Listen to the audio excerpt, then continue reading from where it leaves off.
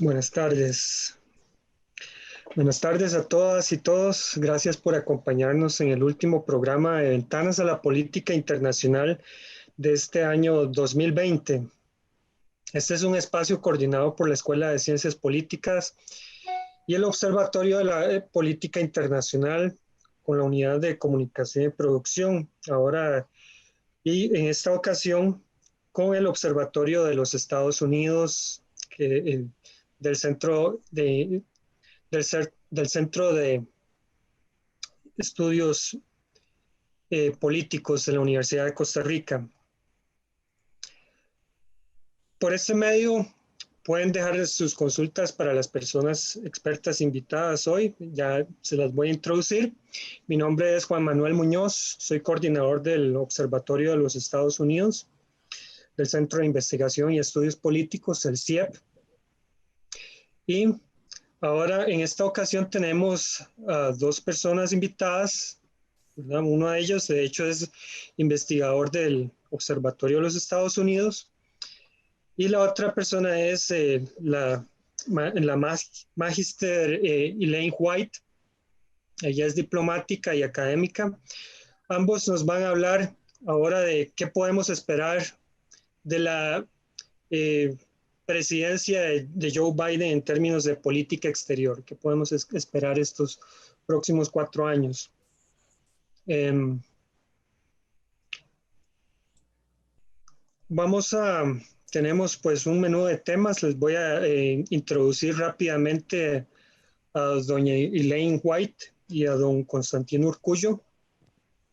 Doña Elaine es diplomática y académica, es profesional en relaciones internacionales, cuenta con una maestría, fue viceministra de Relaciones Exteriores en el periodo 2000-2002. Además, también fue embajadora de Costa Rica en las Naciones Unidas en el periodo 2014-2020. Es además profesora universitaria y actualmente es parte del equipo de prospección estratégica de la política exterior del Ministerio de Relaciones Exteriores de Costa Rica. Don Constantino Urcullo es, pues, bueno, actualmente es investigador del Observatorio de los Estados Unidos, pero anteriormente fue el fundador y el coordinador de este proyecto de la Vicerrectoría de Acción Social, que tiene su casa en el CIEP. El doctor Urcullo es, pues, además de politólogo, es abogado, es doctor en sociología política de la Universidad de París. Fue director de la Escuela de Ciencias Políticas y entre otros cargos, además fue diputado de la Asamblea Legislativa y entre otras cosas también es colaborador, es columnista del periódico El Financiero y sale con frecuencia es comentarista político en medios nacionales, en Repretel. Bueno, les doy la palabra. Tengo organizado este conversatorio, pues la idea es que sea algo muy informal. No obstante, voy a tratar de mantenerme alrededor de 5 temas. Entonces, si quieren, podemos comenzar este, haciendo un balance de la política exterior del gobierno que termina, aunque bueno, todavía no ha aceptado, pero el gobierno que termina Donald Trump. Pues hacer un balance de ese periodo, tal vez don Constantino nos puede hacer su análisis al respecto. Gracias, Juan Manuel. Eh, a lo que vinimos, pues, yo creo que si algo define a la política exterior de la administración Trump es que no hubo política exterior. Fue una política de reacción ante los acontecimientos, ambivalente, tomaba unas decisiones, después retrocedía, e impulsiva, ¿verdad? Y sobre todo una política exterior que estuvo al servicio de la política interna de los Estados Unidos. No había visión del panorama estratégico y en las diversas zonas del mundo se caracterizó casualmente por eso. Ve usted en China, bueno, primero viene una guerra comercial de tarifas y luego llega un acuerdo comercial con los chinos. Con Corea del Norte, primero los amenaza con fuego del cielo y después acaba abrazándose con Kim Jong-un. Luego en Siria combate a ISIS, el Estado Islámico, y después abandona a los aliados de los Estados Unidos, que era el pueblo kurdo. En Turquía muestra admiración por el señor Erdogan, que es íntimo de un líder que está en contradicciones con los Estados Unidos, que es don Vladimir Putin. En Europa fomenta la ruptura con la OTAN y luego se alegra de la salida de el Reino Unido a través del Brexit, poniendo en peligro la Unión Europea. Y tiene guerras tarifarias con Europa, cesan las conversaciones comerciales para un tratado de libre comercio, y es unilateralista Trump y hace rupturas con el multilateralismo existente. El Tratado de Libre Comercio del Pacífico se retira del acuerdo con Irán, se retira de la UNESCO, entrado el funcionamiento de la Organización Mundial del Comercio, se retira, y me corrige Elaine en esto si me equivoco, de la Comisión de Derechos Humanos de las Naciones Unidas, y luego del Acuerdo de París sobre el cambio climático y de la Organización Mundial de la Salud. En síntesis, es proteccionista, unilateralista, nacionalista, nativista, America First. Primero los Estados Unidos, y vean quién se va a aliar con alguien que dice que primero es él y no está dispuesto a ceder. En lo que se concierne a América Latina, ignora a América Latina y muestra una obsesión casi patológica desde el inicio con los migrantes latinoamericanos. Habría que buscarle algo positivo, y yo creo que hay dos temas que podrían verse como positivos. Uno es que logra algún tipo de acercamiento de Israel con ciertos países árabes, eso con miras a enfrentar a Irán, y luego crea una cierta conciencia de que los europeos no contribuyen adecuadamente con el presupuesto de la OTAN. Yo creo que yo resumiría en estos puntos, y podríamos desarrollar después lo que yo veo de esa política no política del presidente Trump durante estos 4 años. Y a propósito de ese unilateralismo, ¿verdad? Aquí en América Latina, y tuvo, pues sí, repercusiones para Costa Rica, de alguna forma, supongo yo, cuando se hizo la elección del presidente del Banco Interamericano de Desarrollo hace unos meses, ¿verdad? La tradición era elegir a un presidente, pues a una persona de América Latina, un representante de América Latina, pero por primera vez se escoge a alguien de Estados Unidos, ¿verdad? El señor Claver Carone. Ok. Muchas gracias, don Constantino. Bueno, moviéndonos un poco ya hacia este tema, el tema que nos interesa, ¿verdad? Ya tenemos el contexto con bueno, de la presidencia y la política exterior de Donald Trump, que de alguna forma también ha tenido impacto en las relaciones internacionales, ¿verdad? El sistema internacional. Moviéndonos un poco hacia el tema que nos interesa. Joe Biden, recién, pues las elecciones de noviembre, el 3 de noviembre de este año, hace poco más de un mes, unas elecciones complicadas en el sentido de que, pues, el contexto de la pandemia, Donald Trump ya había dado visos de que no iba a aceptar pues no iba a ser tan fácil la transición, ¿verdad? Y no ha sido tan fácil la transición con él como fue como ha sido su gobierno un poco, ¿verdad?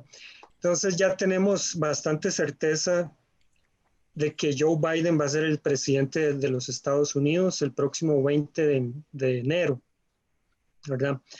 ¿Qué podemos esperar de una política exterior del nuevo? Entonces, yo me quiero enfocar en los aspectos biográficos del presidente electo y después tal vez podemos hablar un poco sobre los elementos o los factores de cómo ha sido la política exterior de los gobiernos demócratas y gobiernos republicanos, para construirnos un poco esos escenarios.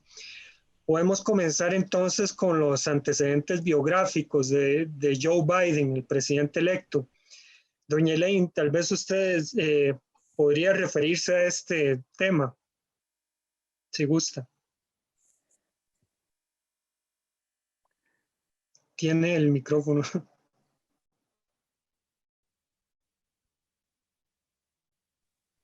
Ahora sí. Muchas gracias, muy buenas tardes a ustedes dos y a las personas que nos están escuchando.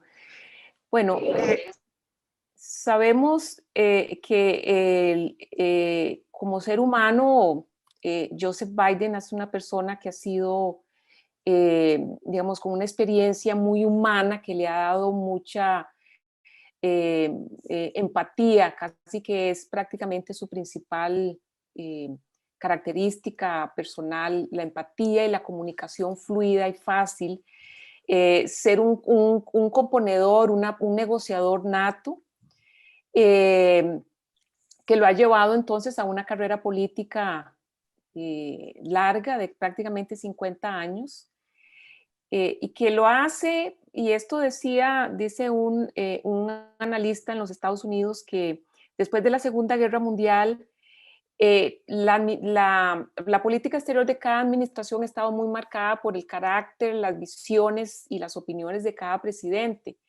Y en este caso es muy importante porque el vicepresidente y presidente electo Biden, al haber pasado prácticamente 47 años en el Senado, en el comité tanto de asuntos jurídicos, judiciales, como en el comité de relaciones exteriores, le da una experiencia que prácticamente es inédita en la historia de los Estados Unidos, de tener un presidente que llegue con una experiencia tan sólida en el ámbito internacional. Él fue 3 veces presidente del Comité de Relaciones Exteriores del Senado, y como todos sabemos, y aquí don Constantino, que ha estado allí declarando, aportando análisis, sabemos que por ese comité pasan prácticamente todos los asuntos que se discuten en el mundo en cada momento de la historia. Eso le da al presidente electo Biden una perspectiva, un conocimiento muy a profundidad de temas, es decir, de todos los temas globales, del de terrorismo, derechos humanos, democracia, las crisis, diferentes crisis que hay en cada región del mundo, en cada país, un conocimiento importante de las transiciones de poder y de los cambios de regímenes que se han dado a través de la historia.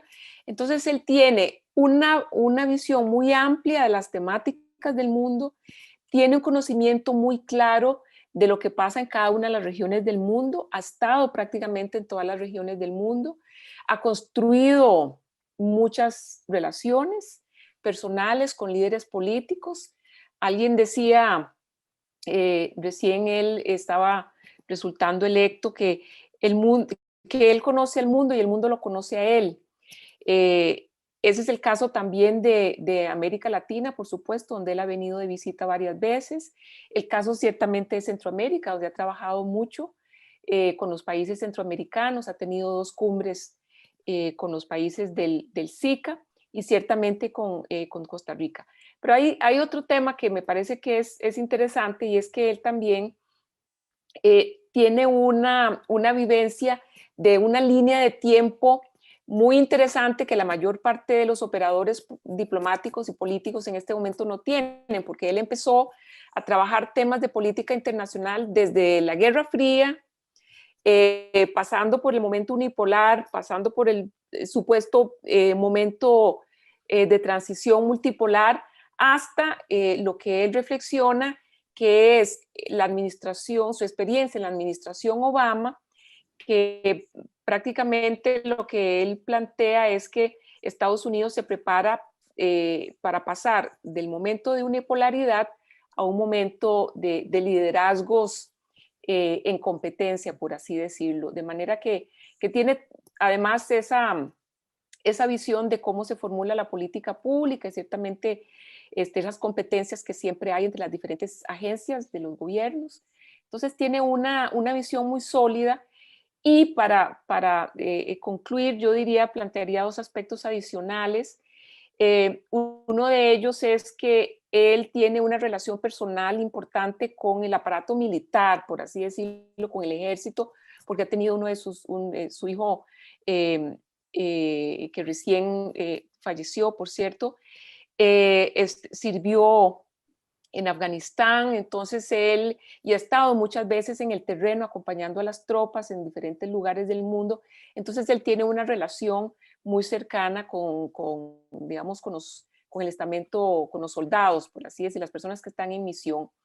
Y ciertamente parece que es una paradoja, porque este es un momento muy especial para el mundo, donde estamos en un parteaguas, vamos hacia un nuevo momento en las relaciones internacionales. Tenemos un presidente de los Estados Unidos que está viendo una nueva fase de la política internacional, tiene prácticamente que la oportunidad de reinventar la política exterior en un nuevo momento de la comunidad internacional, pero al mismo tiempo hay una capacidad disminuida operacional por toda la crisis por la que ha atravesado el Departamento de Estado.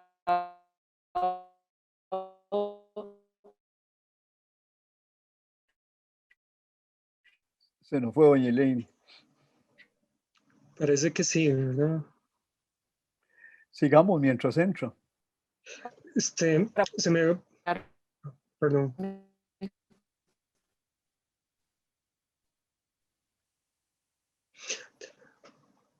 Tal vez, don Constantino, si podríamos hablar un poco de cómo se construye la política exterior en Estados Unidos y cuál es la relevancia del presidente. Bueno, pensar en el presidente y el Congreso. Creo que sí, de doña Elaine, se cayó la conexión con doña Elaine, entonces esperemos. No sé si quiere contarnos un poco. Habíamos hablado del tema de las diferencias entre los diversos gobiernos de partido. Bueno, la política exterior, hay que decir una cosa importante. Como en todo país, pero en este mucho más, la política interna tiene una repercusión sobre la elaboración de la política exterior. Podríamos hablar de todos los lobbies que hay y los cabildeos que hay alrededor de la formulación de la política exterior de los Estados Unidos. Y hay que señalar otra cosa. Por ejemplo, en Costa Rica, las relaciones internacionales son materia absoluta del Poder Ejecutivo. En Estados Unidos no es así. El Congreso tiene una intervención muy continua en eso, inclusive con el nombramiento. El secretario de Estado, ministro de Relaciones Exteriores, es nominado por el presidente, pero tiene que ser confirmado por el Congreso. El Congreso interviene cotidianamente. Ahora, en cuanto a gobiernos republicanos y gobiernos demócratas, a mí me gustó mucho como usted lo planteó, gobiernos republicanos y gobiernos demócratas, porque hay gente que cree que hay una política exterior republicana y una política exterior demócrata, y eso no es así. Hay varias políticas exteriores demócratas y varias políticas exteriores republicanas de acuerdo con los grupos que intervengan. Ni republicanos ni demócratas son homogéneos. Los republicanos en el pasado tenían varias corrientes. Por ejemplo, estaban los famosos Rockefeller Republicans, ¿verdad? Que eran empresarios conservadores en lo económico, pero abiertos hacia el afuera. Hoy día en el Partido Republicano están los neoconservadores, ¿ah?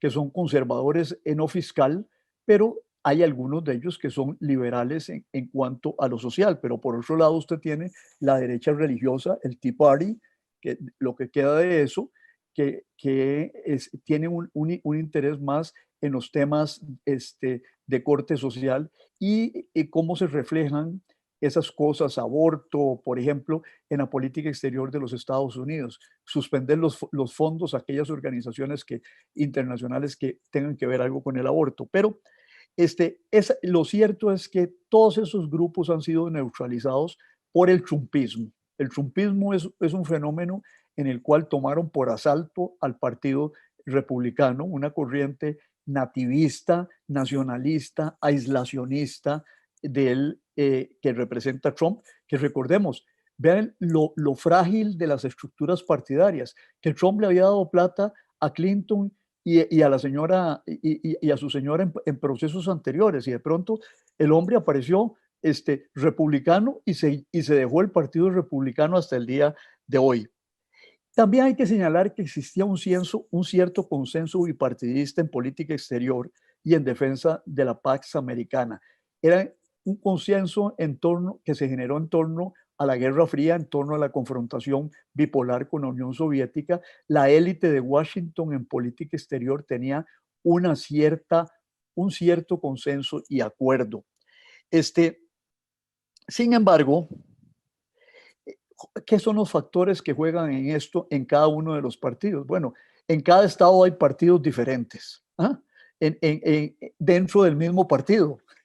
No es lo mismo un republicano de Vermont que un republicano de Luisiana o que un republicano de Missouri o de Mississippi, ¿ah? Son cosas muy diferentes y eso se refleja en la política exterior. Después, las corrientes ideológicas internas se insertan de diversa manera en la política exterior de ambos partidos.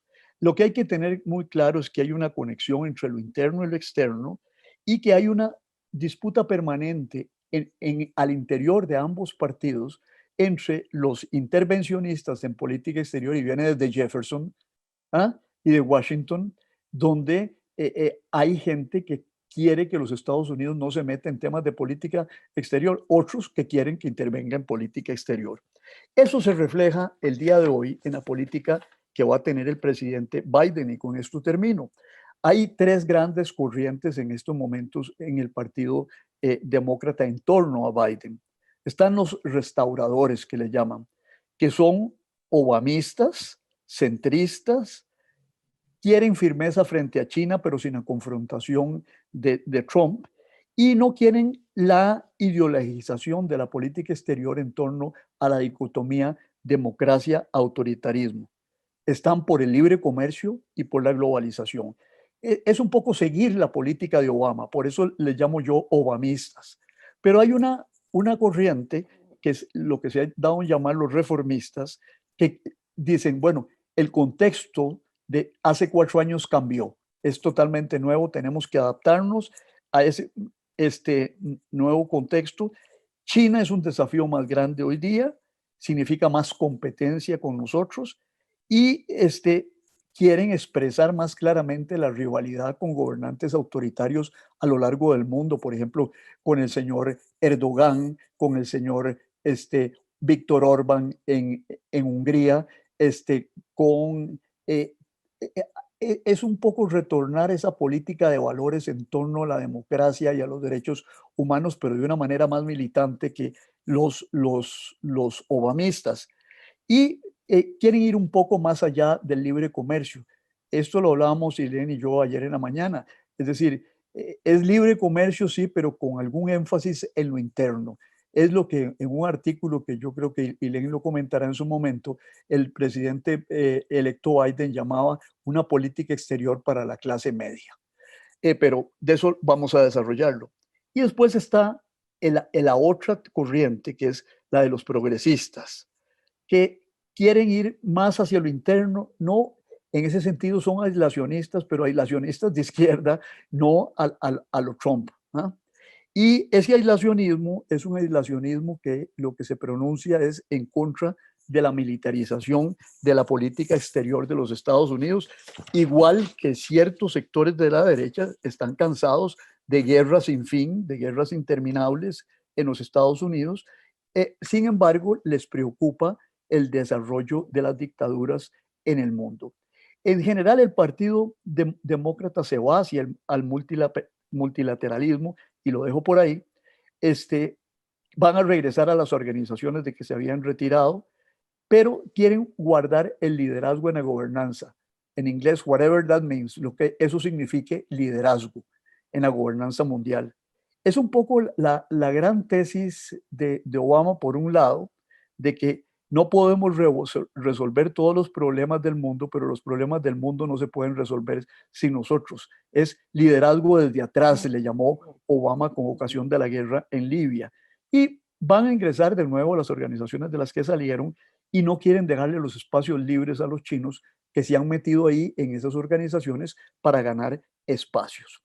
Después tendríamos que tener una conversación, pero lo voy a dejar ahí, sobre el gran cambio sistémico en las relaciones internacionales que tiene que ver con lo que se llama el retorno de la rivalidad entre las grandes potencias. Ese es el mundo en que nosotros estamos viviendo. Pero no quiero extenderme en eso y le paso la palabra a Juan Manuel y a Elaine.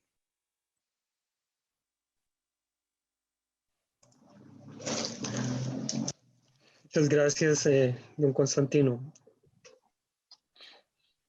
Doña Elaine, bueno, se interrumpió, se nos cayó la conexión justamente cuando usted estaba hablando. Tal vez quiere terminar su intervención o referirse a lo que estaba hablando recién don Constantino. Sí, muchas gracias. Bueno, aquí me disculpo, Cabletica me cortó. Sí, porque puedo hacer un puente con lo que estaba planteando Constantino. Básicamente lo que estaba tratando de decir es que la experiencia de Biden es primero desde el Congreso y después desde la administración Obama, donde él jugó un papel muy importante en la formulación de la política exterior de esa administración, prácticamente en todas las áreas. Y lo que él plantea, porque él escribió un artículo allá en el año 2016 en la revista Foreign Affairs y prácticamente hizo un resumen de la política internacional de la administración Obama y le dio a la administración Trump unas recomendaciones. Y él lo que da a entender es que la administración Obama fue una especie como de transición entre el momento de la unipolaridad y la preparación para digamos, una nueva estructura mundial, donde lo que hizo esa administración fue dejar una serie de alianzas en cada una de las regiones del mundo para, digamos, posicionarse y de alguna manera contrarrestar la influencia de otras potencias. Entonces ahí planteaba el acuerdo con Irán, el acuerdo transpacífico para el Pacífico, una nueva y renovada relación con América Latina, y bueno, ni qué decir con Europa, África en términos generales. Entonces, nos encontramos ahora con un presidente electo que de una manera u otra tiene todo ese bagaje histórico, tiene el bagaje de lo que se logró durante la administración Obama, que fue deconstruido. Prácticamente todos los acuerdos fueron deconstruidos en estos 4 años y ahora se encuentra con el gran desafío y también la gran oportunidad de reformular en un nuevo contexto. Aquí está de nuevo un artículo que él escribió en la revista Foreign Affairs este año, que es de donde nos estamos basando para hacer las afirmaciones, además de los discursos muy breves que han dado los miembros de su equipo y algunos tweets que han estado emitiendo algunos miembros designados de su equipo. Hay una formulación general, ¿verdad?, que ya decía don Constantino, que básicamente plantea, venimos de vuelta con todo ese carácter tradicional de Estados Unidos, que tiene como objetivo, primero que todo, proteger el futuro económico y la seguridad del país, ejercer el liderazgo a través de alianzas, retomar la política exterior de principios y de valores tradicionales, retornar a acuerdos y organizaciones, evidentemente ya han planteado que regresan que regresan al Acuerdo de París, que desean regresar al acuerdo con Irán. Allí lo que se está planteando no es si regresan o no, si no regresan, sino qué va a pasar con las sanciones que se impusieron en el tiempo de Trump, si se levantan o si no se levantan antes de regresar. Y regresan a las instituciones, regresan a la OMS, a la Organización Mundial de la Salud, al Consejo de Derechos Humanos, por ahí leí que piensan regresar allí. Evidentemente para eso tienen que ser electos. Regresa la diplomacia, decía la embajadora designada en las Naciones Unidas. Regresa la diplomacia, regresan las alianzas. Regresamos a liderar y a retomar los valores de la democracia, un nuevo enfoque en materia de refugio y migración, que es uno de los temas que más ha minado, digamos, el prestigio de los Estados Unidos, con una nueva propuesta para Centroamérica y una nueva cuota de 125,000 cuotas, digamos, o espacios para recibir refugiados o migrantes. El acuerdo, la propuesta para Centroamérica es de 4,000 millones de dólares en 4 años, para un enfoque integral que permita abordar las causas estructurales y que promueva el arraigo de los centroamericanos. En materia de temas, de grandes temas, lo que han planteado es evidentemente la lucha contra la corrupción, por los derechos humanos, contra los autoritarismos, la transparencia en el sistema financiero global, la lucha contra los paraísos fiscales ilícitos, el tema de devolver activos y tener toda una política para todos aquellos líderes gubernamentales que cometen actos de corrupción y muchas veces sacan los dineros fuera del país. Entonces, una política de devolver activos o recursos que hayan sido sacados ilegalmente. Y ciertamente, como ya lo planteaba don Constantino, una política exterior para clase media, que tiene ahí varias aristas. Ellos están hablando de afinar la ventaja innovadora que tienen los Estados Unidos a través de una inversión fuerte en la infraestructura en términos generales y en inversión en el capital humano, además de unir el poder económico de las democracias para fomentar la igualdad, luchar contra la desigualdad y las prácticas abusivas autoritarias. Darle un nuevo lugar a los temas de trabajo y ambiente en la política comercial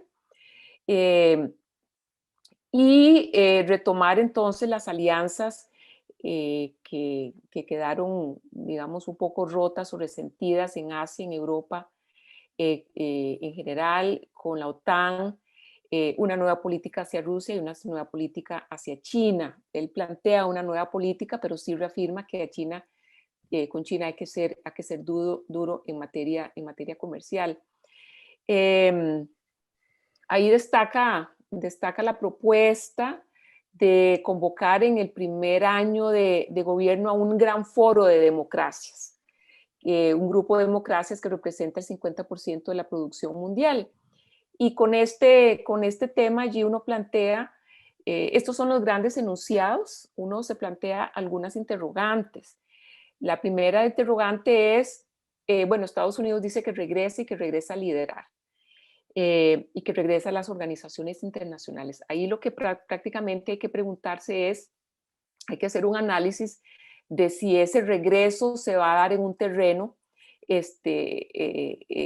exactamente igual al que había cuando ellos salieron, o si hay que verificar qué tan profundo es el cambio en estos 4 años y cómo se movió la comunidad internacional sin los Estados Unidos. Desde el ámbito multilateral, que es el que uno observa con mucho más detenimiento, sí se puede decir, y tal lo manifiesta Jake Sullivan, que es el designado asesor de seguridad nacional, que toda esta arquitectura que construyó Estados Unidos ha sido muy resiliente porque a pesar de, digamos, de las tendencias más unilaterales de esta presente administración, el sistema de Naciones Unidas se ha mantenido y todos los acuerdos, los grandes regímenes prácticamente se han mantenido intactos. Es decir, nadie salió del Acuerdo de París cuando Estados Unidos lo hizo, nadie salió del Consejo de Derechos Humanos, no se salieron de la OMS tampoco,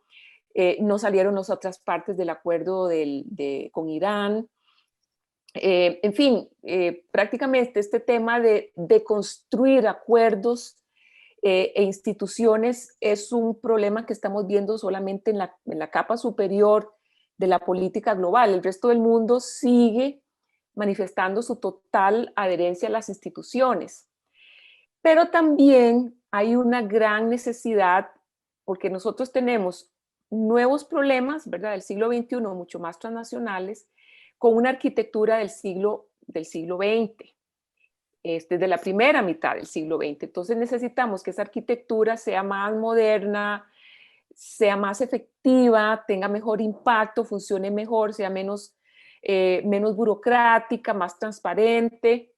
Entonces, hay una serie de desafíos desde la arquitectura y desde la agenda, porque es cierto que hay muchos temas a nivel internacional que hay que liderar, pero hay que liderar ¿para qué? ¿Es que queremos nuevos acuerdos, nuevas regulaciones, o es que queremos impulsar que haya una mejor implementación de los acuerdos que ya tenemos, como por ejemplo de cambio climático, de migraciones, de refugio, o queremos ir a nuevas regulaciones en temas que están todavía sin regular, como por ejemplo el uso de la inteligencia artificial y su relación con los derechos humanos, la privacidad, la inteligencia artificial, los algoritmos y la discriminación racial y de género. Hay toda una agenda de inteligencia artificial y derechos humanos, inteligencia artificial y armas autónomas letales. En fin, hay toda hay una serie de temas frontera que se llaman, donde hay necesidad de regular, y habría que ver entonces qué es lo que piensa Estados Unidos sobre ese nuevo liderazgo. Van a entrar a ejercer ese liderazgo, para qué objetivos y en qué áreas van a priorizar esos, digamos, esa nueva inversión en liderazgo. Muchas gracias. De hecho, bueno, algunos, moviéndonos hacia un cuarto tema, algunas de estas cosas las han tratado de manera, pues, tangencial, pero me gustaría saber si pueden referirse un poco más sobre el contexto, ¿verdad? Ya doña Elaine habló de algunos desafíos, ¿verdad? Pero tal vez enfocarnos un poco en el tema de China, por ejemplo, y el contexto internacional, lo que nos espera para el próximo año, ¿verdad? Y los siguientes años, los años posteriores. Bueno, temas globales, bueno, política nuclear. Ya usted, doña Elaine, habló un poco sobre el multilateralismo. Y podríamos comenzar con don Constantino, ¿verdad? Ya que él ha escrito sobre las relaciones de China y Estados Unidos. ¿Cómo ve los desafíos para el sistema internacional ahora con una presidencia de Biden? Profundizar un poco sobre ese tema. Don Constantino. Gracias, Juan Manuel. Bueno, yo creo que usted nos lleva a un terreno que es muy interesante, que es el de los temas globales, es decir, cómo cada uno de estos temas de los cuales hablaba Elaine se inserta dentro de un cambio sistémico de la vida internacional. El gran elemento, yo diría, fundamental, la contradicción fundamental, ya que estamos hablando de China, como diría Mao Zedong, es la contradicción que emerge en rivalidades entre las grandes potencias. ¿Y cuáles son las grandes potencias? Bueno, los Estados Unidos y China. Estados Unidos gasta 738.000 millones de dólares en defensa, China gasta 260.000, por ahí anda, y Rusia es un aliado que empieza a oscilar hacia el lado chino con mayor fuerza. Pero, ¿qué nos dice esto? Que el mundo fue bipolar, después unipolar, después multipolar, y de pronto estamos evolucionando hacia un orden bipolar de nuevo signo, de nuevo contenido, un orden bipolar donde las diferencias entre los Estados Unidos y China y el resto de los países son realmente enormes, enormes en lo económico, en lo financiero y también en lo militar. ¿Qué nos dice esto? Que estamos ante un sistema internacional en transición, incierto. ¿Ah? Están pasando cosas que no habían pasado y que ese sistema que está evolucionando hacia un G2 es algo desconocido porque no es el mismo sistema bipolar de la época de la contradicción entre la Unión Soviética, el campo socialista y los Estados Unidos. La interacción va a ser diferente. Y no hay una guerra fría en el sentido anterior porque hay mucha interdependencia entre ambos actores grandes y porque el tema no está ideologizado a como estuvo ideologizado, de la manera que estuvo ideologizado en la época de la Guerra Fría entre los Estados Unidos y la Unión Soviética. Ahí era la contradicción entre el modelo económico, pero también el modelo político. Hoy día, el modelo económico chino es un modelo de capitalismo de Estado. ¿Ah? Y los chinos, aunque practican un centralismo sin pluralismo político, lo cierto es que no predican ni buscan implantar ese modelo de manera directa a través de la revolución socialista, tema que han abandonado de la revolución socialista mundial como lo predicaba Mao Zedong, sino que los chinos lo que quieren es comerciar e ir ganando terreno poco a poco. Entonces, también tenemos nuevas realidades regionales en el mundo, por ejemplo, la contradicción entre Arabia Saudita y Irán en el Medio Oriente, que marca todo el conflicto. Después tenemos conflictos interregionales. Y no solo son los refugiados sirios que van hacia Europa, sino un tema de conflicto interregional extraordinariamente que lo hemos analizado muy poco aquí en Costa Rica y lo que está ocurriendo en Libia. Ahí está metida Rusia, está metida Turquía, ambos en lados diferentes. Los Estados Unidos están metidos indirectamente, están metida Francia, están metidos los europeos. El Mediterráneo Oriental es un lugar donde confluyen las contradicciones entre varias potencias. Surgen otros actores medios en el mundo, eso es otra característica sistémica, y surge una palabra nueva en las relaciones internacionales que es competition, cooperación y competencia. Porque algunos dicen esto solo lleva competencia, ¿no? La mayoría de los autores de relaciones internacionales admiten, hoy estaba leyendo un libro de John Ikenberry, donde él sostiene que la interdependencia hace que haya competencia y va a seguir habiendo competencia durante largo tiempo entre Estados Unidos y China, pero hay espacios de la cooperación por la interdependencia entre ambas economías. Entonces vivimos un mundo donde hay competencia y rivalidad, luchas hegemónicas, transiciones de poder, hay la pretensión de esferas de influencia, por ejemplo, Rusia en su vecindario cercano, y también vemos fenómenos nuevos en Occidente, el nacionalismo extremista, y no solo en Occidente, pero ustedes ven el nacionalismo extremista de la señora Le Pen en Francia, el nacionalismo extremista de Víctor Orbán y de los gobernantes de Polonia, de diverso signo ambos, y vemos una Rusia que quiere revisar la estructura del sistema internacional, una Rusia revisionista, y una China que sigue un camino totalmente diferente, que es lo que yo llamo el camino entrista. China no quiere desmantelar el sistema del orden liberal que montaron los Estados Unidos. Rusia sí está por eso. Es lo que llaman los rusos el policentrismo y la democracia soberana. Los chinos lo que han hecho es entrar en todas las organizaciones internacionales y ganar espacios al interior de las organizaciones internacionales.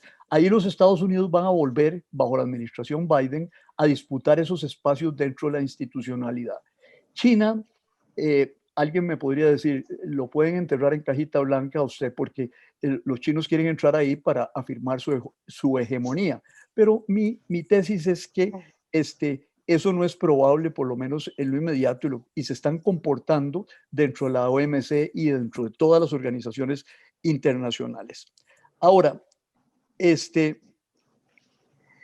la contradicción con China es una contradicción que va a continuar en los Estados Unidos. La desconexión o decoupling se va a dar en las cadenas de valor, sobre todo las cadenas farmacéuticas, la tecnológica, y lo vemos en el conflicto de Huawei y de TikTok. Yo no creo que los demócratas vayan a retroceder en eso.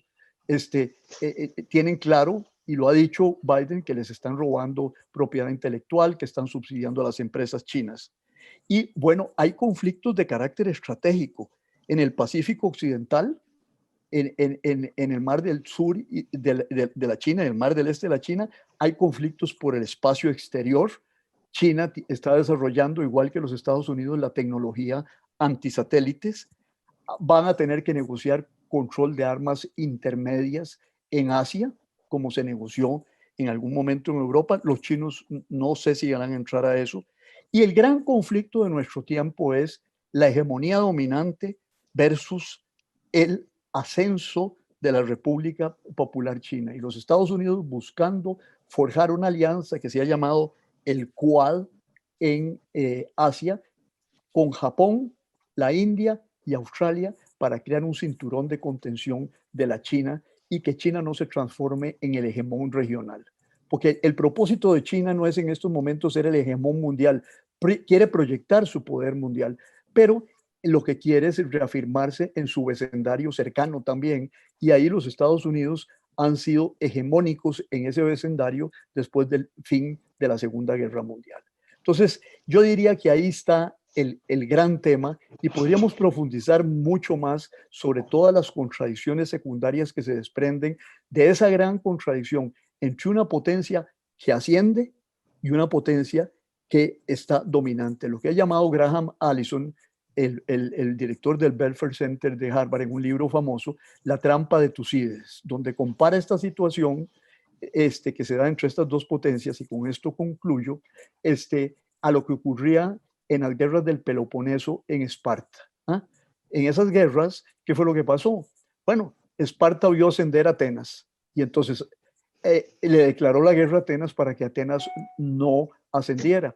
Y estudiaron 16 casos en Harvard de potencias ascendentes y hegemónicas, y encontraron que de 16 casos, en 14, no, en 12 siempre se había terminado en guerra, y solo en 4 se había hecho la transición pacífica de una potencia hegemónica a otra potencia hegemónica.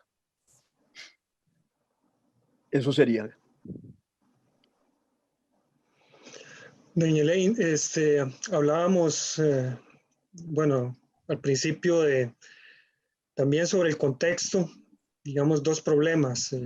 Ya usted habló un poco sobre el multilateralismo, pero tal vez quiere profundizar sobre eso, y también armas nucleares en el contexto. Perdón, la política nuclear. ¿Qué podemos esperar según, no sé, su opinión al respecto? Sí, muchas gracias. Me gustaría también hacer un puente con lo que planteaba don Constantino, en el sentido de que en cada región del mundo hay un nuevo panorama.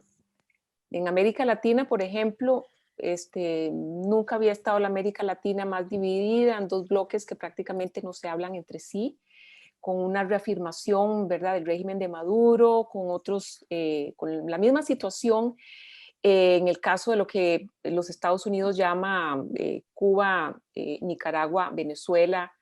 En Medio Oriente también una situación, unas reglas del juego totalmente distintas a las que ha habido históricamente. En África también, entre otras condiciones, con una presencia muy cercana de China como gran inversionista en materia de infraestructura a nivel global en prácticamente todas las regiones del mundo. Entonces, efectivamente, y evidentemente en el Asia, como lo planteaba don Constantino, entonces en cada región del mundo hay como unas nuevas reglas del juego. Creo que entonces hay digamos, como una intersección entre nuevas estructuras de poder cambio, ¿verdad? Un cambio extraordinario en la estructura de poder a nivel mundial, tanto desde el punto de vista geográfico como desde el punto de vista de las fuentes, ¿verdad? De poder, y en esto mucho está relacionado también con el cambio de la economía. Pero luego hay estructuras de poder y también hay temas globales, los grandes temas globales, y es ahí donde yo quería hacer el vínculo con lo que planteaba don Constantino, porque se requiere en esos temas globales, que son los temas que necesita la humanidad y se necesita la comunidad internacional resolver. Uno de ellos, evidentemente, es el tema del cambio climático, otro es el tema de las armas de destrucción masiva, y esta combinación sin precedentes de crisis globales, ¿verdad? Este año y el año entrante vamos a tener desde crisis de salud, crisis económica, crisis climática, crisis de relación con nuestro entorno natural, y también una crisis política, porque hay que reconocer que los ciudadanos en todo el mundo prácticamente en todo el mundo, están disconformes con su estamento político nacional y con el liderazgo político a nivel internacional. Quieren cosas distintas, la gente está cansada de ver que el Consejo de Seguridad no tome acuerdos, quieren ver unas Naciones Unidas también más efectiva. Entonces hay que tener eso también presente. Hay una serie de expectativas de los ciudadanos a nivel mundial. En este contexto de los temas que requieren cooperación, evidentemente hay uno de ellos que es el tema de las armas de destrucción masiva. Y en este tema de la diplomacia nuclear, la nueva administración de Biden se encuentra con tres dimensiones, digamos, de esa agenda. La primera dimensión es el tema de lo que se llama el control de armamentos, que es básicamente la política entre los grandes poseedores de armas nucleares y de los armamentos armamentos más importantes a nivel mundial. Y esta terminología de control de armamentos, con lo que ellos definen control de armamentos, se refieren a todos estos acuerdos, procesos de negociación que buscan mantener un equilibrio estratégico entre las principales potencias militares.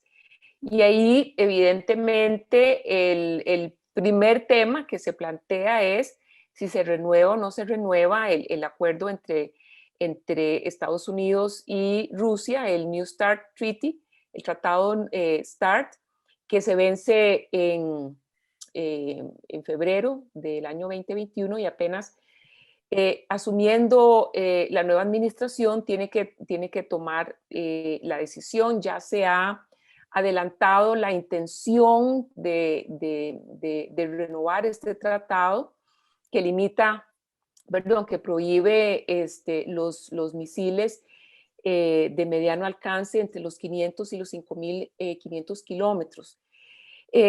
Los especialistas dicen que es fundamental que este tratado se renueve por 5 años. Algunos en la administración Trump estaban planteando que se renovara por 1, por 2 años, para tener un poco de maniobra para conseguir algunas concesiones de parte de Rusia. Pero en realidad los especialistas lo que están planteando es que sí se requiere dar un poco de estabilidad a esa relación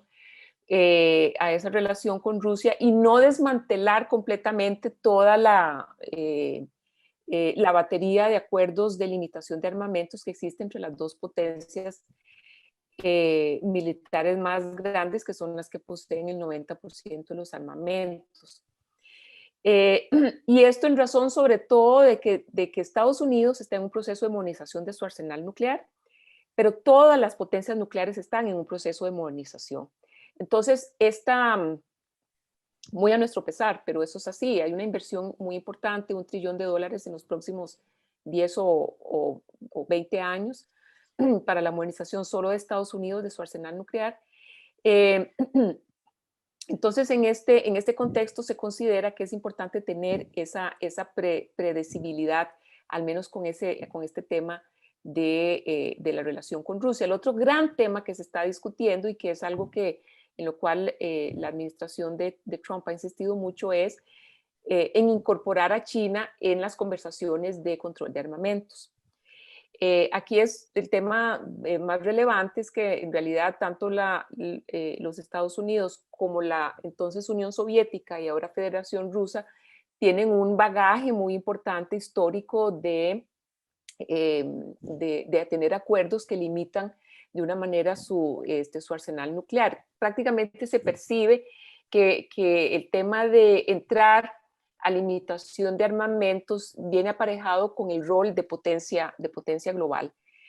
Y entonces hay esta nueva presión para que China se incorpore a pláticas de control de armamentos. La administración Trump más bien insistió en que China, en trilateralizar el nuevo START o en incorporar a China, digamos, en las conversaciones con el nuevo START, pero no tiene un sentido en este momento comparable el arsenal que tiene China con el que tienen los Estados Unidos y Rusia. Por eso China dice, yo podré entrar a una discusión sobre control de armamentos en un contexto de los 5 miembros permanentes del Consejo de Seguridad, porque sigue siendo cierto que Estados Unidos y Rusia deben tener su propio diálogo porque son los que poseen el 90% de los armamentos, de las armas nucleares. Nosotros somos una clase media, dice China, en materia de arsenales nucleares, y allí nosotros estamos dispuestos a entrar si entran Francia y Gran Bretaña. Pero bueno, los especialistas básicamente concuerdan en que sí es necesario que haya un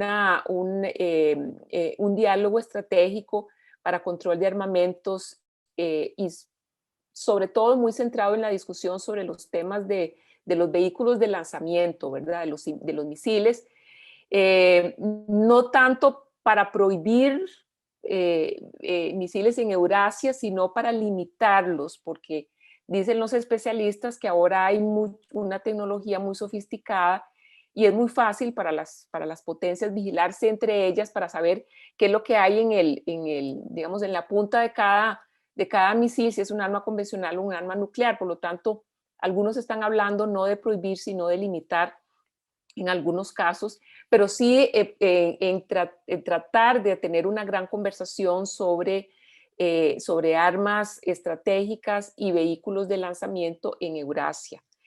La segunda gran dimensión de esta agenda de desarme es el tema de no proliferación.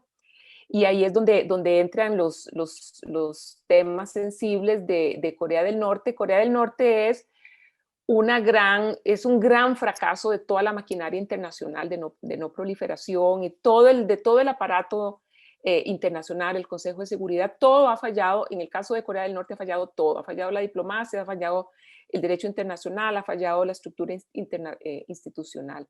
Y está el tema de Irán, que la propuesta de la administración de Obama fue lograr este acuerdo con Irán para evitar que ellos produzcan material fisible y tengan un programa nuclear para armas con objetivos de armas nucleares por un periodo determinado, de manera que se pudiera hacer un nuevo juego de fuerzas en Medio Oriente para reducir el incentivo o el interés de Irán en poder desarrollar sus armas nucleares vis-a-vis la capacidad nuclear que tiene Israel. Entonces, allí ya la administración Biden ha planteado que desea regresar al acuerdo con Irán, pero como sabemos la gran discusión es si va a regresar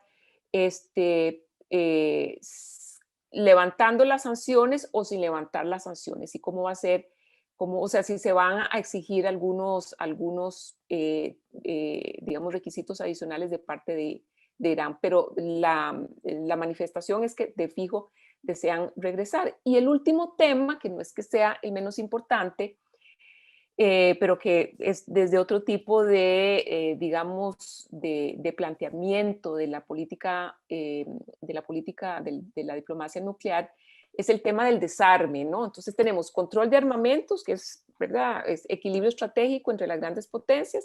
Tenemos no proliferación, que es evitar que otros nuevos estados desarrollen su capacidad nuclear.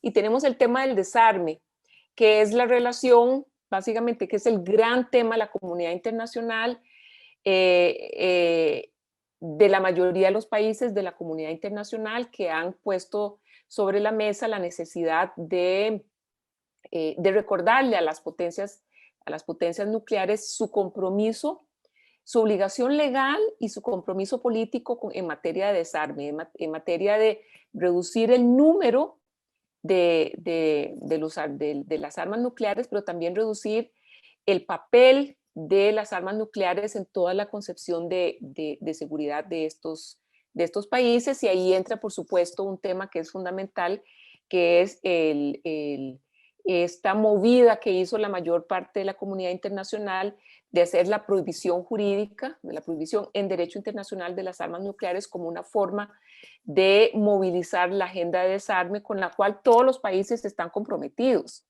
incluyendo las potencias nucleares, pero que en este momento algunos pensadores en Estados Unidos lo que dicen es que el momento de reducción de las armas nucleares y del desarme era más apropiado en el tiempo del unipolar, que ahora con toda esta nueva competencia geopolítica, hay que regresar entonces a una nueva carrera armamentista, y por eso dicen algunos filósofos de la disuasión nuclear en Estados Unidos: si quieres paz, prepárate para una guerra nuclear. Y por eso es que está Estados Unidos en una nueva carrera, digamos, en una proliferación vertical que llamamos. Y ahí hay una confrontación muy grande con el resto de la comunidad internacional, que se va a traducir en el próximo año de una manera u otra en un espacio que es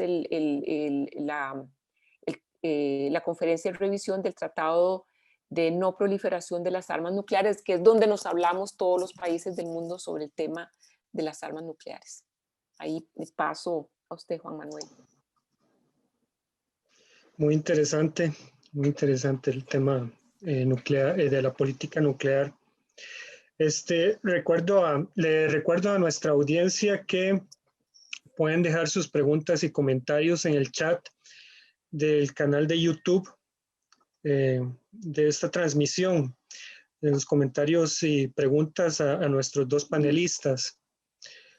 Ya para ir terminando, me gustaría preguntarles a ambos, o más bien que si pudieran analizar un poco la situación, el contexto latinoamericano y las implicaciones que puede tener específicamente para Costa Rica, ¿verdad?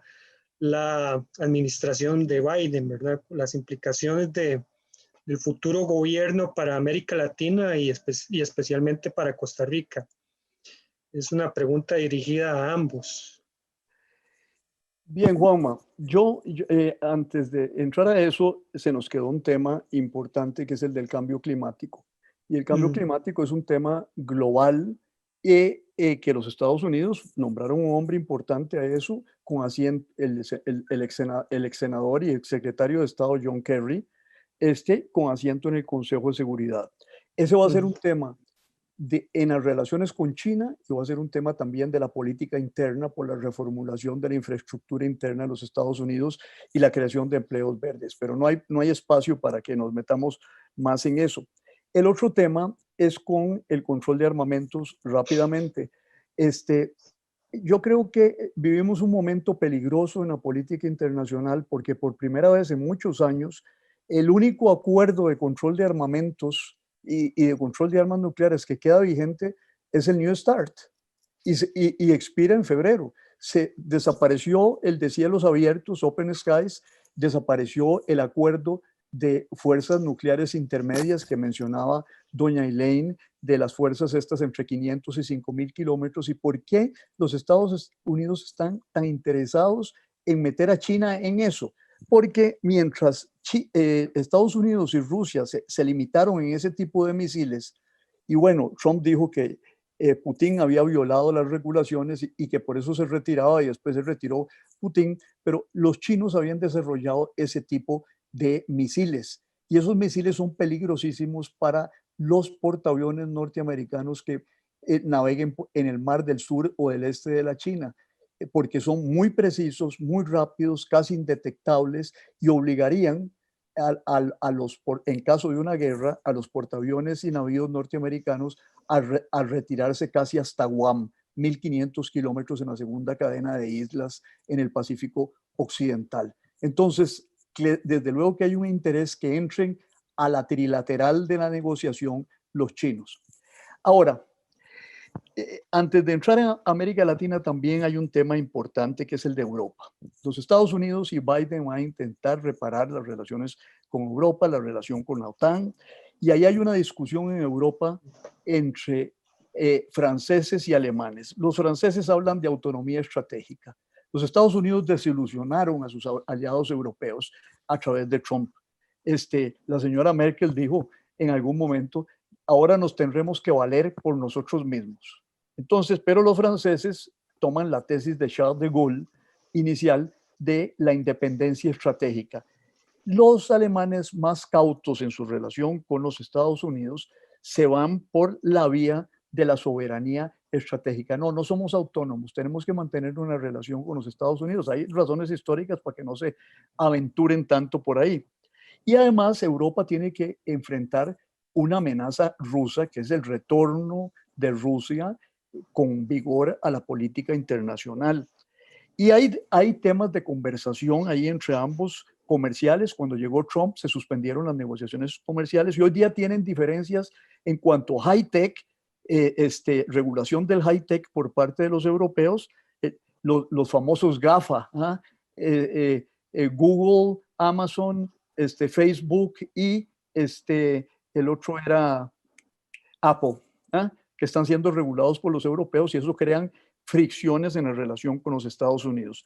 Después está el intento ruso para dividir a la Unión Europea, apoyando los movimientos ultraderechistas en Europa. Rusia es un problema en las relaciones con los Estados Unidos en Europa, pero también la cercanía rusa con los chinos es una cosa que está ahí de camino. El Medio Oriente, tenemos temas importantes. No voy a meterme en el tema de Rusia, aunque todo el expansionismo ruso en Siria y Libia y en el Cáucaso y los problemas en Bielorrusia ameritarían que nos detuviéramos un rato ahí. En el Medio Oriente hay un tema y es la confrontación Arabia Saudita, Irán y las posiciones de Biden en el pasado en torno a los dos estados. Pero no se van a asustar los israelitas porque el gabinete de Biden está lleno de judíos. Blinken, Yellen, Mayorkas y Klein. El secretario de Estado, la secretaria del Tesoro, el secretario de Homeland Security y el jefe de Estado de la Casa Blanca. Ahí hay temas que quedan en agenda, la relación con Turquía y varios temas más. Pero ya entrando a América Latina rápidamente. Trump habló mucho sobre Venezuela y no hizo nada. En determinado momento él creyó que se caía Maduro y que entraba Guaidó. ¿Ya? Y de pronto, como un niño con los juguetes, el tema le dejó de interesar y lo dejó botado y ahí siguió Maduro y se ha fortalecido Maduro. Habrá más sanciones de Estados Unidos con respecto a Venezuela y Nicaragua. Y hay también el regreso de lo que se llama la marea rosa. La marea rosa es que hay gobiernos de izquierda que regresan a Bolivia y Argentina. Esto llevará a mayor acción diplomática y más interés por la región y a tratar de revertir la reversión que hizo Trump con respecto a Cuba. Seguirán hablando los Estados Unidos de la presencia extracontinental de Rusia y China y sobre todo hay un tema pero crucial ahí y es que la actividad del lobby cubano-americano liderado en Washington con respecto a América Latina por los senadores de origen cubano, Marco Rubio y Ted Cruz. Eso es pero crucial. El poder que tienen esos dos senadores de definir la política interamericana de los Estados Unidos es enorme. Costa Rica. Y termino con esto. El único gobernante de Centroamérica que habló primero con el señor Biden fue don Carlos Alvarado y tocó los temas de pandemia y descarbonización. Ahí hay concordancia con la administración Biden, sobre todo con el tema de la descarbonización. Coincidimos, la élite político-económica de Costa Rica ha sido globalista, ¿ah? En su énfasis en el libre comercio habrá una coincidencia que viene desde la época de Clinton con los norteamericanos, con la administración Biden, pero la política de clase media que comentábamos Elaine y yo anteriormente no es tan globalista, porque resulta que no todo es libre comercio. Ahí en ese artículo que citaba Elaine de Foreign Affairs de marzo, dice que en todas las conversaciones comerciales que tengan los Estados Unidos tendrá que haber representantes sindicales y representantes de los grupos ambientales. Entonces, ¿qué quiere decir? Que todos esos globalistas que han controlado la política comercial exterior de Costa Rica tendrán que acostumbrarse a cambios que no son estrictamente económicos, sino que tienen que ver con otras dimensiones de la actividad humana. Y además, recuerden ustedes que así como Trump dijo America First, el señor Biden está diciendo Buy American. ¿Ah? Quiere incentivar la industria interna, no aislándose, pero sí probablemente algún tipo de subsidio, no sé yo. El contexto ha variado realmente y los globalistas costarricenses están muy emocionados con la política del nearshoring. ¿Qué es el nearshoring? Que las industrias que salen de China se vengan para acá. Algunas podrían venir, creo que tienen razón en eso, pero hoy estaba leyendo que hay muchas que se van para Vietnam y otras para la India. Entonces, ahí no está, digamos, la solución. Costa Rica apoyará el plan de inmigración de los 4.000 millones de dólares. Colaboraremos con eso a cambio de ¿qué? De que nos ayuden en otras cositas que nos interesan a nosotros, que son las que todos sabemos, las de la deuda, las del problema fiscal. Y nosotros somos un socio presentable para los Estados Unidos en arena internacional. ¿Por qué? Por nuestra tradición democrática, por la justicia social que hemos practicado, etc. Entonces, yo creo que el tema de la migración va a estar presente en la política hacia Centroamérica por el plan ese de desarrollo de los 4.000 millones de dólares que ha propuesto Biden, pero eso no implicará que los Estados Unidos dejarán de tener controles fronterizos, ni pedirle a los mexicanos, no. Ahí va a haber una combinación de acción policial y de control de fronteras con el esfuerzo de crear polos de desarrollo en Centroamérica para que las poblaciones se fijen acá y no se vayan para el norte. Pero bueno, esto ocurre también en un momento muy particular y con esto concluyo. ¿Cuál es el momento particular? Que los dos huracanes han dejado devastados a los países del Triángulo Norte. ¿Ah? Y tal vez exagero mucho el decir devastados, pero lo que va a hacer eso es crear nuevas oleadas de migrantes que va a tener que enfrentar el señor Biden. Y mientras el desarrollo llega con los 4.000 millones de dólares, que son 1.000 millones de dólares por año durante 4 años, la marea y las caravanas seguirán y tendrán que enfrentar ese problema, que es un problema intermestic, de política interna de los Estados Unidos y de política internacional de los Estados Unidos y de política doméstica de los Estados Unidos, al cual le tendrá que hacer frente en medio de una oposición feroz del Congreso si es que pierden el Senado en las elecciones en Georgia el 5 de enero. Gracias, Juanma. Perdón por extenderme más. Con gusto, muy interesante. Doña Elaine.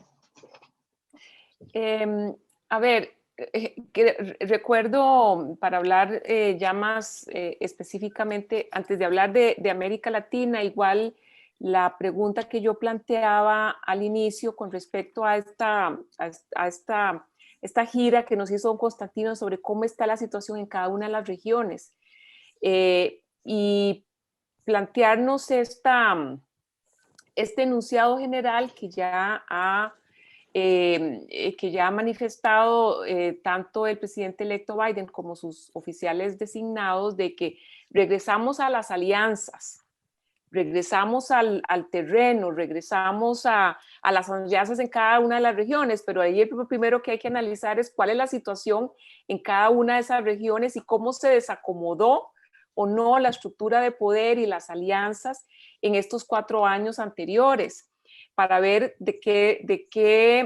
con qué ways and means, como se dice, con qué medios y con qué propuestas va ahora Estados Unidos a restablecer estas alianzas y qué tan difícil o qué tan fácil va a ser de acuerdo con qué tan profundos hayan sido los cambios en estos 4 años. En el caso de América Latina, hay que recordar, y aquí traigo a colación el artículo que escribió el señor Biden en el año 2016, donde él dice, aspiraba primero a que los países de África y de América Latina iban a ser incorporados en una gran, digamos, alianza de prosperidad en el mundo. Y dentro de eso había planteado a la administración Trump, le dejó planteado que había que tener un especial énfasis en el Pacífico, en los 2 lados del Pacífico.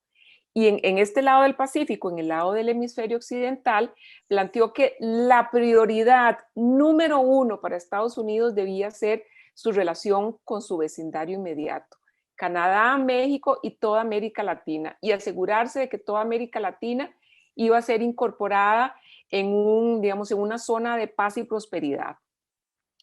Y que, bueno, ¿con qué se encuentra el presidente electo Biden al iniciar su mandato?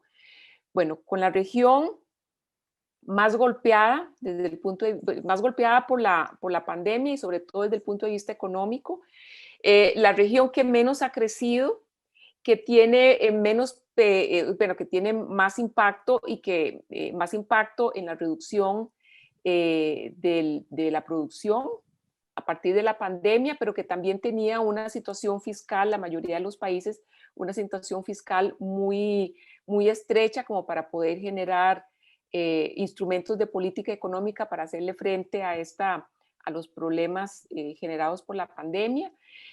Con un problema espantoso de desigualdad, digamos, incentivado además por la pandemia, con problemas de involución democrática prácticamente en todas las esquinas del continente, de profundísima insatisfacción ciudadana, de problemas políticos serios prácticamente en todos los países, gobiernos débiles, sin mandatos amplios que les permitan tener buenas coaliciones para la gobernabilidad. Es un panorama muy complicado para retomar las relaciones con América Latina. Allí hay un Banco Interamericano liderado por una persona a la cual se opusieron un grupo importante de países de la región latinoamericana. En fin, hay también una división política digamos, en Grupo de Lima y Grupo de Puebla, que realmente no se hablan entre sí. El Grupo de Lima no reconoce al régimen de Maduro. Hay una dificultad en este momento para generar un diálogo latinoamericano y del Caribe general.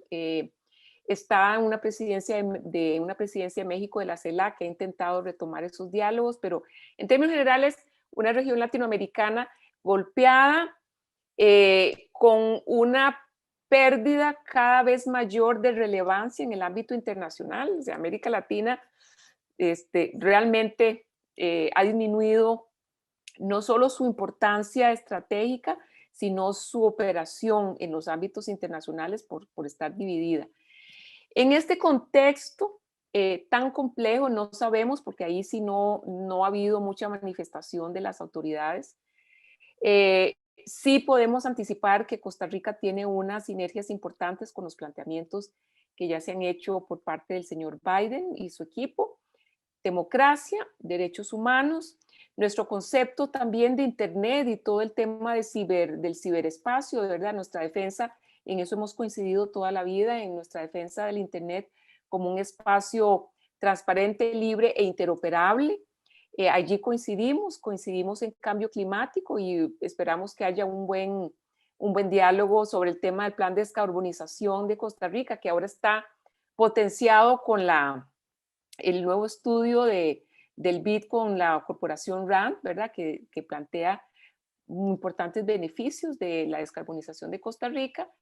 Y también en materia de energía, en materia de energías limpias, evidentemente Costa Rica es grande y en todo el esquema de preservar la naturaleza, de contribuir a la lucha contra el cambio climático, en el cual Costa Rica tiene fortalezas importantes. Yo creo que hay una sinergia fundamental en todos los temas que ellos han planteado, como digo, democracia, derechos humanos, energía, cambio climático y retorno a la gobernanza global multilateral y al derecho, al Estado de Derecho internacional.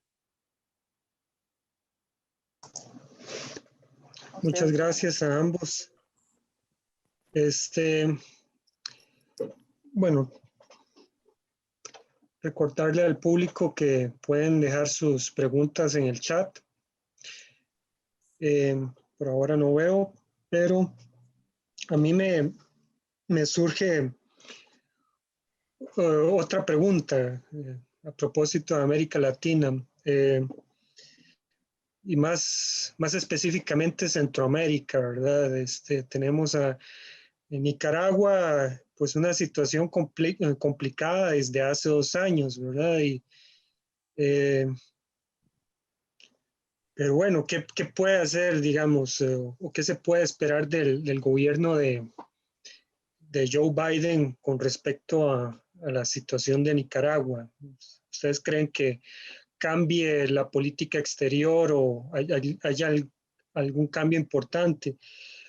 No sé si también, considerando que Joe Biden, y bueno, esto creo que lo mencionó Constantino brevemente, que Joe Biden fue vicepresidente del gobierno con Barack Obama hace 4 años recién, y se reanudaron, pues tuvo una política bastante abierta con respecto a Cuba.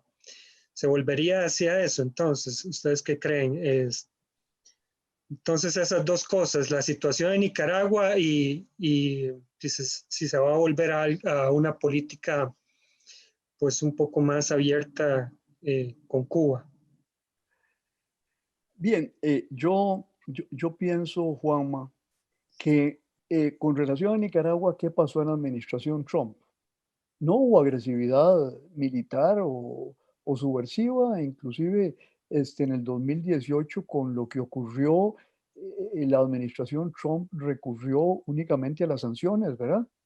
Única y exclusivamente, no estamos en la época de Reagan, eso es algo importantísimo. Y eso tiene que ver con el contexto internacional en su conjunto. Los Estados Unidos tienen otro tipo de preocupaciones en otras áreas del mundo, mucho más importantes que esta, y no existe una potencia, de el poderío que tenía la Unión Soviética en aquel momento y que esté detrás de lo que está pasando en Nicaragua con el ánimo de alterar el equilibrio estratégico con una penetración en Centroamérica, ¿verdad?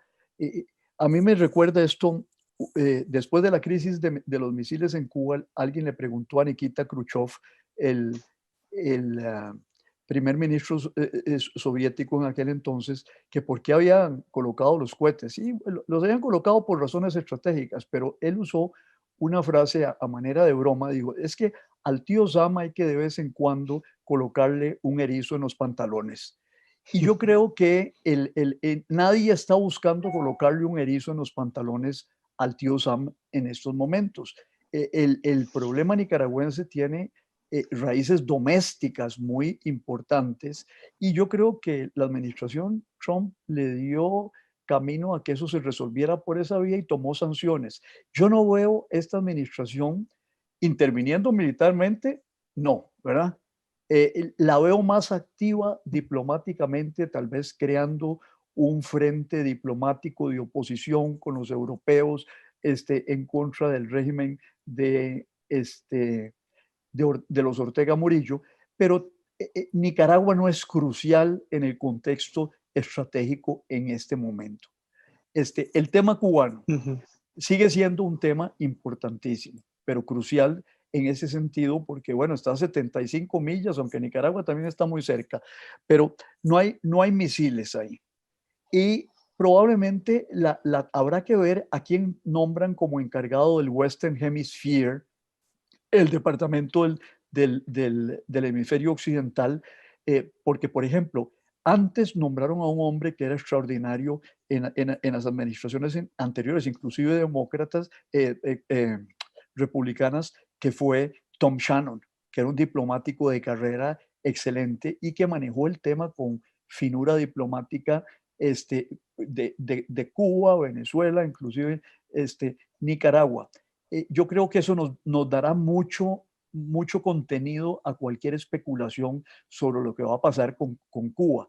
Yo creo que la tentación demócrata y sobre todo presionados por el ala progresista del partido va a ser revertir todo lo que ha hecho Trump, pero eso tiene un límite. El límite, bueno, el límite es permanente. Trump, perdón, Marco Rubio y Ted Cruz son dos senadores poderosos en este terreno. Vea qué tan poderoso es Ted Cruz, que va a ir a defender las tonterías de Trump sobre la falsificación de las elecciones ante la Corte Suprema de los Estados Unidos. O sea, es un político poderoso cubano-americano con una visión de América Latina como si todo tuviera que pasar por el filtro de la relación de Estados Unidos con Cuba. Ni digamos Marco Rubio, los dos ex candidatos a la presidencia, con una base muy fuerte, Ted Cruz en Texas, y con una base muy fuerte que le logró un 10% adicional de voto y que le ganó Florida, Marco Rubio, a Donald Trump en esta elección. Entonces, yo pienso que si, independientemente de que mantengan o no mantengan el control del Senado, tener esos dos senadores encima diciendo, bueno, el mantra repetitivo de Trump de que los demócratas son comunistas y que son socialistas y que toda esta historia y que por eso están buscando volverse a reconciliar con los cubanos, va a constituir un límite muy difícil para hacer progresos en la relación con Cuba. Sí. Doña Elaine. Muchas de las cosas que se decidan sobre América Latina posiblemente van a pasar por el control que se tenga sobre el Senado, ¿verdad? Sobre las elecciones en Georgia van a determinar ahí cómo va a hacer esa balanza. Así que muchos proyectos estratégicos posiblemente para la administración no podrían competir con decisiones relacionadas con países de América Latina que no son tan urgentes, ¿verdad?, para la administración. Así que uno puede esperar un nuevo enfoque, eso es claro. En el caso, por ejemplo, de Nicaragua, hubo sanciones, hubo sanciones en este momento, parte de la administración. Sabemos que el presidente electo, la nueva administración ha planteado democracia, derechos humanos. ¿En qué se va a traducir eso? Ellos no existe, digamos, manifestaciones en este momento que nos permitan anticipar pasos concretos que ellos vayan a tomar sobre estos países. Pero que va a haber un nuevo enfoque, eso es claro. No sabemos exactamente en qué se va a traducir. Ok. Bueno, tal vez para terminar, creo yo que tratando de sintetizar, pues hay optimismo para un multilateralismo, ¿verdad? A nivel internacional. También ha hablado sobre, bueno, don Constantino utilizó el concepto co-petition, ¿verdad? Este, y que con Joe Biden, pues habrá una agenda más multilateral por parte de Estados Unidos. Pero bueno, el sistema internacional habrá cambiado, es decir, podrá volver como a se podría esperar como una especie de paz americana, esta idea de que, bueno, Estados Unidos como potencia hegemónica lidera un sistema, digámoslo así, más estabilidad en el sistema internacional. Lidera esfuerzos multilaterales, por decirlo así también, o estaríamos esperando más bien un sistema, pues que los esfuerzos multilaterales están un poco dispersos, digamos, los liderazgos de esos esfuerzos estarían un poco más dispersos entre otras potencias mundiales. ¿Qué piensan ustedes? Bueno, Juanma, yo te respondo muy brevemente. Yo estoy leyendo un libro de un ex embajador hasta hace poco de Alemania en Washington. Y el señor titula uno de sus capítulos, un capítulo apasionante.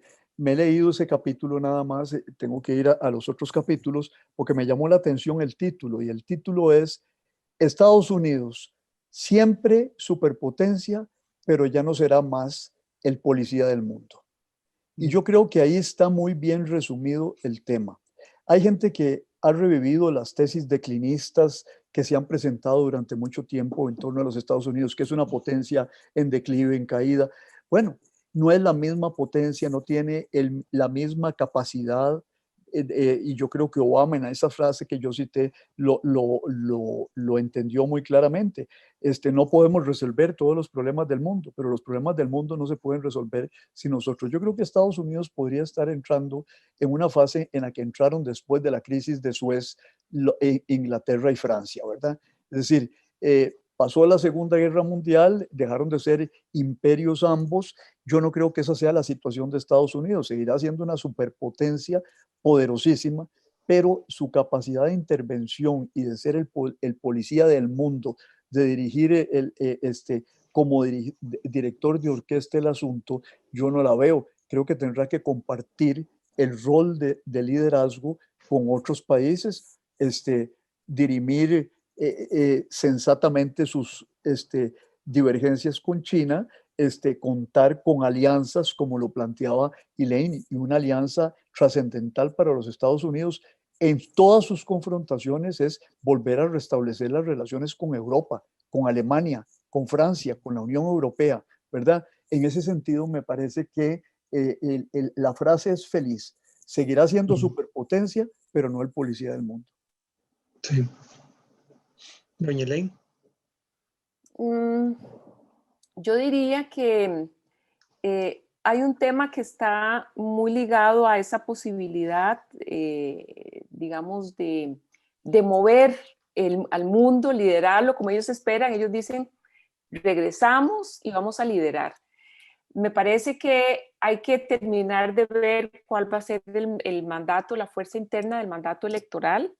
Eso es fundamental para saber el margen de maniobra que va a tener la administración hacia afuera, pero también porque hay un tema que es central que todo el mundo lo ha visto afuera, y es decir, como es un sistema político tan abierto, todos estamos conscientes de lo que ha sucedido, de cuál es el caudal electoral que tiene el Partido Republicano y el presidente Trump. Y hay un tema que me parece que es central, y es que muchas personas están queriendo plantear que, bueno, ahora Estados Unidos regresa y estos 4 años fueron una excepción. Y eso no está claro. Eso no está claro. No sabemos si este va a ser un gobierno de un término o de 2 términos. Y no sabemos si esta visión, porque Estados Unidos está en un proceso profundo de reflexión sobre su papel en el mundo. Ellos tienen una fatiga, del costo que implica ser el policía, ser el administrador del sistema. Eso tiene un costo. Y parece que la sociedad estadounidense está repensando ese rol, eso es muy claro. Entonces no sabemos sí va a haber otro momento de retirada. Y eso está en la mente de todos los actores a nivel mundial. Y eso de alguna manera va a poner siempre un question mark en todas las iniciativas, los compromisos, las propuestas. De qué plazo estamos hablando para digamos, para este momento, si va a ser duradero o si va a ser efímero. Yo creo que eso va a estar determinado, primero, como digo, por que se termine de definir el tema del mandato interno, el margen de maniobra a lo interno del sistema político. Y después, entonces, habrá que ver en qué áreas es que Estados Unidos va a ejercer el liderazgo más allá del tema de cambio climático. Y también es fundamental cómo se define la relación entre las potencias. Eso es fundamental para saber cómo el sistema se va a comportar. Y un tema que es entre este competition que decía don Constantino, que es absolutamente central, casi como uno de los temas estratégicos de este momento, es cuáles van a ser los términos y las fronteras de la confrontación entre China y Estados Unidos, porque eso es lo que va a determinar cómo se va a comportar el sistema. Eso, si lograra, hay algunos pensadores que dicen que debería haber un acuerdo que le ponga unas ciertas fronteras a esa confrontación para que esa confrontación no se lleve a cabo a expensas del sistema global de instituciones y que no termine perjudicando a todo el mundo, como por ejemplo la guerra comercial que terminó disminuyendo el crecimiento de la economía global y nos afectó a todos por igual. Entonces, hay un interés de que esta competencia se defina con unas ciertas fronteras de civilidad para que no nos lleve al resto del mundo digamos, a una situación más difícil de la que en la que ya estamos. Muy de acuerdo con el análisis de ambos. Bueno, ya tenemos poco más de hora y media y no hay más preguntas por acá. Entonces, pues les agradezco mucho. Le agradezco mucho, doña Elaine, por habernos acompañado esta noche en nombre del Observatorio de los Estados Unidos, la Escuela de Ciencias Políticas y el Centro de Investigación y Estudios Políticos del CIEP. Estamos muy honrados de contar con su presencia y por supuesto a don Constantino, ¿verdad? El fundador de este esfuerzo, el Observatorio de los Estados Unidos. Muchas gracias. Esta fue una idea de él, de hecho. Entonces, yo creo que es una, pues, bonita iniciativa para cerrar el año. Les agradezco mucho a ambos. No, gracias por la invitación y por el intercambio, Juanma. Sí. Muchas gracias, muy buenas noches y felices fiestas. Muy cuidados, eso sí, consiguiendo los protocolos, pero que tengamos unas tranquilas y cuidados en las fiestas todos. Muchas gracias y ha sido un placer. Muchas gracias por la invitación. Ahí tal vez en algún momento la voy a volver a molestar. Entonces, hay que molestarla mucho, Juanma. Bueno, muchas gracias y bueno, gracias a las personas, al público que nos acompañó esta tarde, noche. Y también les deseo felices fiestas y que 2021 sea un año de mejores cosas. Igualmente, buenas noches. muchas gracias. Buenas noches. Buenas